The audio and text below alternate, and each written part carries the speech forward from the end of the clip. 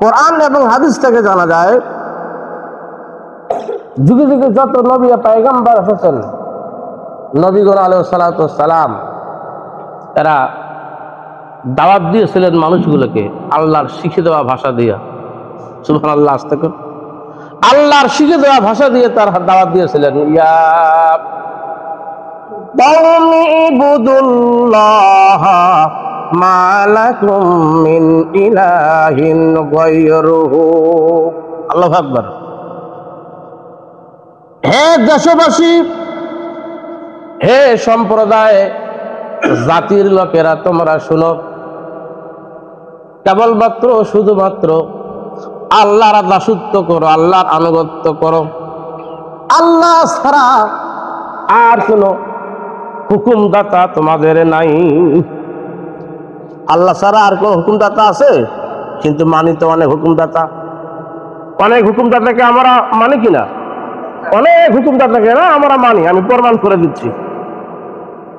অথচ বলা হচ্ছে ইলাহিন গায়রুহু, তিনি ছাড়া আর কোনো ইলাহ নাই, আর কোনো হুকুমদাতা নাই, তোমাদের আইনদাতা নাই, বিচার করনেওয়ালা আর কেউ নাই, শুধুমাত্র আল্লাহই তোমাদের বিধাতা। বিধান যিনি তৈরি করেন তার নাম হলো বিধাতা। তার নাম কি? বিধাতা। আমাদের বিধাতাকে কিন্তু আমরা মানি অনেক বিধাতাকে, আমি প্রমাণ করে দিচ্ছি, অনেক বিধাতাকে আমরা মানি। আখিরি পয়গম্বর বিশ্ব নবী মুহাম্মদ রাসূলুল্লাহ সাল্লাল্লাহু আলাইহি ওয়াসাল্লামের দাওয়াত যারাই গ্রহণ করেছেন, তারাই এই ঘোষণা দিয়ে ইসলামে প্রবেশ করেছেন, লা ইলাহা ইল্লাল্লাহু মুহাম্মাদুর রাসূলুল্লাহ। লা ইলাহা, লা মানে হলো নাই। লা মানে কি? লাম আলিফ দিয়ে টান দিয়ে পড়লে লা হয়ে যায়, লা মানে নাই।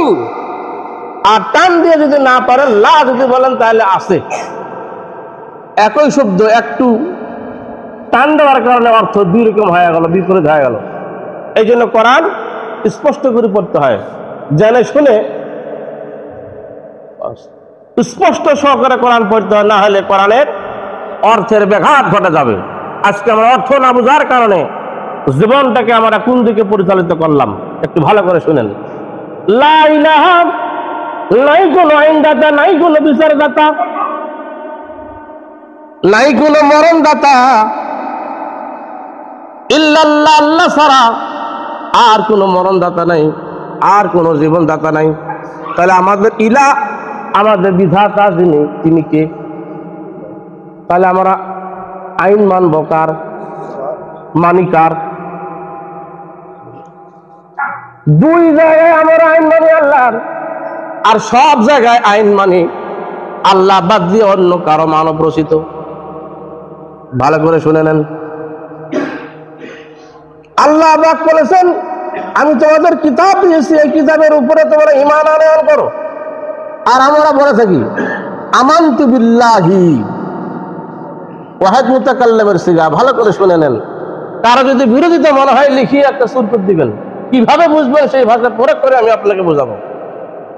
আমানতু বিল্লাহি, ঈমান আনয়ন করেছে আল্লাহ তোমার উপরে, ওয়া রাসূলিহি, এবং রাসূলের উপরে।